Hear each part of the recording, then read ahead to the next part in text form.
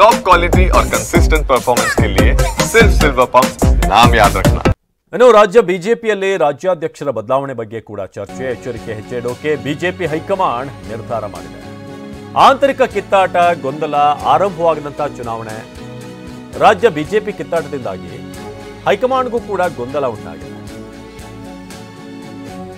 ರಾಜ್ಯ ಬಿಜೆಪಿ ಕಿತ್ತಾಟ ಹೈಕಮಾಂಡ್ಗೆ ಸದ್ಯಕ್ಕೆ ಇದನ್ನು ಕ್ಲಿಯರ್ ಮಾಡಬೇಕಾದಂತಹ ಸವಾಲು. ಕರ್ನಾಟಕದಲ್ಲಿ ಹೈಕಮಾಂಡ್ನಿಂದ ಕಾದು ನೋಡುವಂತಹ ತಂತ್ರ ಏನಾದರೂ ಮುಂದುವರಿತಾ ಇದೆಯಾ?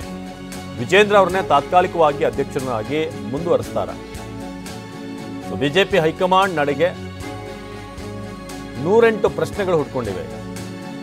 ರಾಜ್ಯ ಬಿಜೆಪಿಯಲ್ಲಿ ರಾಜ್ಯಾಧ್ಯಕ್ಷರ ಬದಲಾವಣೆ ಆಗಬೇಕು ಅನ್ನೋ ವಿಚಾರಕ್ಕೆ ಸಂಬಂಧಪಟ್ಟ ಹಾಗೆ ಒಂದು ಕಡೆ ಒಂದಷ್ಟು ನಾಯಕರು, ಪರೋಕ್ಷವಾಗಿ ಕೆಲವೊಂದಷ್ಟು ಮಂದಿ ನ್ಯೂಟ್ರಲ್ ಆಗಿರುವಂಥವರು ಕೂಡ ಅದನ್ನು ತಿಳಿಸುವಂಥ ಪ್ರಯತ್ನವನ್ನು ಮಾಡ್ತಿದ್ದಾರೆ. ಯತ್ನಾಳ್ ಅಂತ ನಾಯಕರು ಉಚ್ಚಾಟನೆಗೊಂಡಿದ್ರೂ ಕೂಡ ಈಗ ಬಿಜೆಪಿ ಪಕ್ಷ ಉಳಿಬೇಕು ರಾಜ್ಯದಲ್ಲಿ ಅಂತಂದರೆ ಮೊದಲು ವಿಜೇಂದ್ರ ಬದಲಾವಣೆ ಆಗಬೇಕು. ವಿಜೇಂದ್ರ ಅಧ್ಯಕ್ಷ ಸ್ಥಾನದಲ್ಲಿ ಇರಬಾರ್ದು.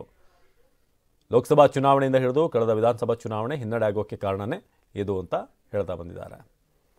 ನಮ್ಮ ಪ್ರತಿನಿಧಿ ಹರೀಶ್ ಈ ಬಗ್ಗೆ ಹೆಚ್ಚಿನ ಮಾಹಿತಿಯನ್ನು ನೀಡ್ತಾರೆ ನ್ಯೂಸ್ ಡೆಸ್ಕ್ನಿಂದ ನೇರ ಸಂಪರ್ಕದಲ್ಲಿ. ಹರೀಶ್, ಇದೀಗ ಬಿಜೆಪಿಯಲ್ಲಿ ಒಂದು ಕಡೆ ಜಿಲ್ಲಾವಾರು ಸಮಸ್ಯೆಗಳಿವೆ, ಬಣ ರಾಜಕೀಯ ಇದೆ. ಇನ್ನೊಂದು ಕಡೆ ರಾಜ್ಯ ಮಟ್ಟದಲ್ಲಿ ನೋಡಿದ್ರೆ ಅಲ್ಲೂ ಕೂಡ ವಿಜೇಂದ್ರ ಅವರು ಅಧ್ಯಕ್ಷ ಆಗಿ ಮುಂದುವರಿಯುವಂಥ ವಿಚಾರಕ್ಕೆ ಸಂಬಂಧಪಟ್ಟ ಹಾಗೆ ಒಂದಷ್ಟು ಪ್ರಶ್ನೆಗಳು ಆಗಾಗ ಹುಟ್ಕೊಳ್ತಾ ಇದೆ.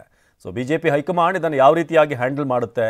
ಬದಲಾವಣೆ ನಿರೀಕ್ಷೆ ಇದೆಯಾ ಅಥವಾ ಮತ್ತೆ ಹಾಗೆ ಮುಂದುವರಿಬೋದಾ ಅಂತ? ಹೌದು ಅವಿನಾಶ್, ಎಲ್ಲವೂ ಅಂದುಕೊಂಡಂತೆ ಆಗಿದ್ರೆ ಇಷ್ಟೊತ್ತಿಗಾಗಲೇ ರಾಜ್ಯ ಬಿಜೆಪಿ ಅಧ್ಯಕ್ಷರ ಆಯ್ಕೆ ಆಗಬೇಕಾಗಿತ್ತು, ಚುನಾವಣಾ ಪ್ರಕ್ರಿಯೆ ಕೂಡ ಮುಗಿಬೇಕಾಗಿತ್ತು.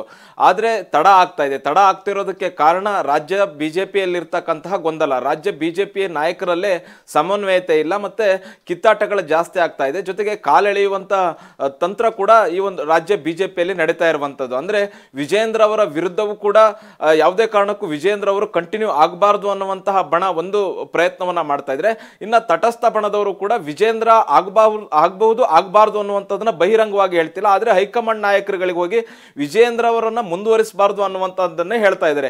ಇದ್ರ ಮಧ್ಯೆ BS ಯಡಿಯೂರಪ್ಪ ಅವರು ಕೂಡ ಆಕ್ಟಿವ್ ಆಗಿದ್ದಾರೆ. ತನ್ನ ಶಕ್ತಿ ಏನು ಅನ್ನುವಂತಹದನ್ನ ಮತ್ತೆ ನಾನು ತೋರಿಸ್ತೀನಿ ಅನ್ನುವಂತಹ ನಿಟ್ಟಿನಲ್ಲಿ ರಾಜ್ಯ ಬಿಜೆಪಿ ಕಚೇರಿಗೆ ಬಂದು ನಿರಂತರವಾಗಿ ಅವರು ಭೇಟಿಯನ್ನ ಕೊಡ್ತಾ ಇದ್ದಾರೆ. ಇದು ಕೂಡ ಅಂದ್ರೆ ನನ್ನನ್ನು ಕೂಡ ಕಣಿಗಡಿಸಬಾರದು ಅನ್ನುವಂತಹ ಸಂದೇಶವನ್ನು ಕೂಡ ಹೈಕಮಾಂಡ್ಗೆ ರವಾನೆಯನ್ನ ಮಾಡ್ತಾ ಇದ್ದಾರೆ. ಇಂತಹ ಸಂದರ್ಭದಲ್ಲಿ ಬಿಜೆಪಿ ಹೈಕಮಾಂಡ್ಗೂ ಕೂಡ ಇದು ಗೊಂದಲ ಕಗ್ಗಂಟಾಗಿರುವಂತಹದ್ದು. ಹಾಗಾಗಿ ಇದುವರೆಗೆ ಚುನಾವಣಾ ಪ್ರಕ್ರಿಯೆ ಆರಂಭ ಆಗಬೇಕಾಗಿತ್ತು. ಶಿವರಾಜ್ ಸಿಂಗ್ ಚೌಹಾಣ್ ಅವರು ರಾಜ್ಯಕ್ಕೆ ಹಲವು ಬಾರಿ ಈಗ ಭೇಟಿಯನ್ನ ಕೊಟ್ಟಿದ್ರು ಕೂಡ ಯಾವುದೇ ರೀತಿಯಾದಂತಹ ಚುನಾವಣಾ ಪ್ರಕ್ರಿಯೆ ಬಗ್ಗೆ ಮಾತನಾಡಿಲ್ಲ. ಮತ್ತೆ ಬೇರೆ ಬೇರೆ ರಾಜ್ಯಗಳಲ್ಲೂ ಕೂಡ ಈಗ ಚುನಾವಣಾ ಪ್ರಕ್ರಿಯೆ ಆರಂಭ ಆಗಿದೆ. ತೆಲಂಗಾಣ, ಉತ್ತರ ಪ್ರದೇಶ, ಗುಜರಾತ್ ರಾಜ್ಯಗಳಲ್ಲಿ ಜುಲೈ 1ರಿಂದ ಚುನಾವಣಾ ಪ್ರಕ್ರಿಯೆ ಆರಂಭ ಆಗ್ತಾ ಇದೆ. ಮತ್ತೆ ಆಯಾ ಉಸ್ತುವಾರಿಗಳು ಅಲ್ಲಿ ಹೋಗಿ ಚುನಾವಣಾ ಪ್ರಕ್ರಿಯೆಯಲ್ಲಿ ಭಾಗಿಯಾಗ್ತಾ ಇದ್ದಾರೆ. ಆದ್ರೆ ಕರ್ನಾಟಕದಲ್ಲಿ ಯಾವಾಗ ರಾಜ್ಯ ಬಿಜೆಪಿ ಅಧ್ಯಕ್ಷರ ಚುನಾವಣೆ ನಡೆಯುತ್ತೆ ಅನ್ನುವಂಥ ವಿಚಾರದ ಬಗ್ಗೆ ಇದುವರೆಗೂ ಕೂಡ ಯಾವುದೇ ರೀತಿಯಾದಂತಹ ಅಪ್ಡೇಟ್ಗಳು ಸಿಗ್ತಾ ಇಲ್ಲ. ಮತ್ತೆ ಹೈಕಮಾಂಡ್ ಕೂಡ ಅದರ ಬಗ್ಗೆ ಯಾವುದೇ ರೀತಿಯಾದಂತಹ ಯೋಚನೆ ಮಾಡದಂತಹ ರೀತಿಯಲ್ಲಿ ಆಗಿದೆ.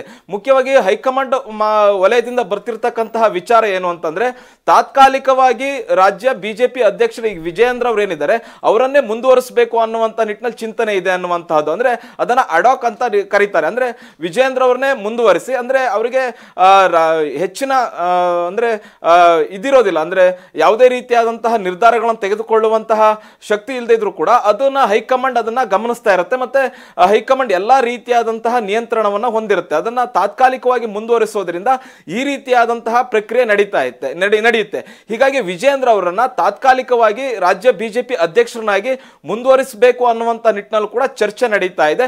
ಇನ್ನೊಂದ್ ಕಡೆ ಯಾವುದೇ ಕಾರಣಕ್ಕೂ ವಿಜೇಂದ್ರ ಅವರನ್ನ ಮುಂದುವರಿಸಲೇಬಾರದು ಅನ್ನುವಂತ ನಿಟ್ಟಿನಲ್ಲೂ ಕೂಡ ವಿಜೇಂದ್ರ ಅವರ ವಿರೋಧಿ ಬಣ ಕೂಡ ಸಾಕಷ್ಟು ಪ್ರಯತ್ನವನ್ನ ಮಾಡಿದೆ. ಹೈಕಮಾಂಡ್ ನಾಯಕರುಗಳನ್ನ ಕೂಡ ಭೇಟಿ ಮಾಡಿ ಸಂಪೂರ್ಣವಾದಂತಹ ವರದಿಯನ್ನ ಕೊಟ್ಟಿರುವಂತಹದ್ದು. ಅಂದ್ರೆ ವಿಜೇಂದ್ರ ಅವರ ನಡೆ ಹೇಗಿದೆ, ಸಂಘಟನೆಯನ್ನ ಹೇಗೆ ಮಾಡ್ತಾ ಇದ್ದಾರೆ, ಮತ್ತೆ ಬಿಜೆಪಿಗೆ ಭವಿಷ್ಯದಲ್ಲಿ ಹೇಗೆ ಮಾರಕ ಆಗುತ್ತೆ ಅಥವಾ ಸಫಲ ಹೇಗಾಗುತ್ತೆ, ಹೀಗೆ ಎಲ್ಲಾ ರೀತಿಯಾದಂತಹ ಚರ್ಚೆಗಳನ್ನ ಕೂಡ ಹೈಕಮಾಂಡ್ ಜೊತೆ ಮಾಡಿರುವಂತಹದ್ದು, ವರದಿಯನ್ನು ಒಪ್ಪಿಸಿರುವಂತಹದ್ದು. ಹೀಗಾಗಿ ಹೈಕಮಾಂಡ್ಗೆ ಈಗ ಗೊಂದಲ ಆಗಿದೆ. ಈಗ ಬಿಜೆಪಿ ರಾಷ್ಟ್ರೀಯ ಅಧ್ಯಕ್ಷರ ಆಯ್ಕೆ ಮಾಡಬೇಕು ಅಂತಂದ್ರೆ 19 ರಾಜ್ಯಗಳಲ್ಲಿ ರಾಜ್ಯಾಧ್ಯಕ್ಷರನ್ನ ಆಯ್ಕೆ ಮಾಡಿರ್ಬೇಕಾಗತ್ತೆ. ಈಗ ಜುಲೈ 21 ಮುಂಗಾರು ಅಧಿವೇಶನ ಅಧಿವೇಶನ ಆರಂಭ ಆಗುತ್ತೆ. ಮುಂಗಾರು ಅಧಿವೇಶನ ಆರಂಭಕ್ಕೂ ಮುನ್ನ ಬಿಜೆಪಿ ರಾಷ್ಟ್ರೀಯ ಅಧ್ಯಕ್ಷರ ಆಯ್ಕೆಯನ್ನ ಪೂರ್ಣ ಮಾಡಬೇಕು ಅನ್ನುವಂಥ ನಿಟ್ಟಿನಲ್ಲಿ ಹೈಕಮಾಂಡ್ ಚಿಂತನೆ ನಡೆಸಿದೆ. ಜೊತೆಗೆ ಜುಲೈ 4ರಿಂದ 8ರವರೆಗೂ ಕೂಡ RSS ದೊಡ್ಡ ಸಭೆಯನ್ನ ದೆಹಲಿಯಲ್ಲಿ ಮಾಡ್ತಾ ಇದೆ. ಈ ಒಂದು ಸಭೆಯಲ್ಲಿ ಹಲವು ರಾಜ್ಯಗಳಲ್ಲಿ ಗೊಂದಲ ಇರತಕ್ಕಂಥ ರಾಜ್ಯಗಳಲ್ಲಿ ಹೇಗೆ ರಾಜ್ಯಾಧ್ಯಕ್ಷರನ್ನ ಆಯ್ಕೆ ಮಾಡಬೇಕು ಅನ್ನುವಂಥ ಚರ್ಚೆಗೆ ಜೊತೆಗೆ ಬಿಜೆಪಿ ರಾಷ್ಟ್ರೀಯ ಅಧ್ಯಕ್ಷರನ್ನಾಗಿ ಯಾರನ್ನ ಆಯ್ಕೆ ಮಾಡಬೇಕು ಅನ್ನುವಂಥ ನಿಟ್ಟಿನಲ್ಲಿ ಕೂಡ ಒಂದು ಮಹತ್ವದ ನಿರ್ಧಾರವನ್ನ RSS ಸಭೆಯಲ್ಲಿ ಕೈಗೊಳ್ಳಲಾಗುತ್ತೆ. ಜೊತೆಗೆ ಈಗಾಗಲೇ 14 ರಾಜ್ಯಗಳಲ್ಲಿ ರಾಜ್ಯಾಧ್ಯಕ್ಷರ ಚುನಾವಣೆ ಪೂರ್ಣಗೊಂಡಿದೆ. 19 ರಾಜ್ಯಗಳಲ್ಲಿ ರಾಜ್ಯಾಧ್ಯಕ್ಷರ ಚುನಾವಣೆ ಪೂರ್ಣಗೊಂಡ್ರೆ ರಾಷ್ಟ್ರೀಯ ಅಧ್ಯಕ್ಷರನ್ನ ಆಯ್ಕೆ ಮಾಡಬೇಕಾಗುತ್ತೆ. ಹಾಗಾಗಿ ಕರ್ನಾಟಕದಲ್ಲಿ ರಾಜ್ಯಾಧ್ಯಕ್ಷರ ಆಯ್ಕೆ ಮಾಡದೇ ಇರುವಂತಹ ಸಾಧ್ಯತೆ ಇದೆ. ಮತ್ತೆ ತಾತ್ಕಾಲಿಕವಾಗಿ ವಿಜಯೇಂದ್ರ ಅವರನ್ನೇ ಮುಂದುವರಿಸುವಂತಹ ಚರ್ಚೆ ಕೂಡ ಹೈಕಮಾಂಡ್ ವಲಯದಲ್ಲಿ ಆಗ್ತಾ ಇದೆ. ಅವಿನಾಶ್, ಧನ್ಯವಾದ ಹರೀಶ್ ಮಾಹಿತಿಗಾಗಿ.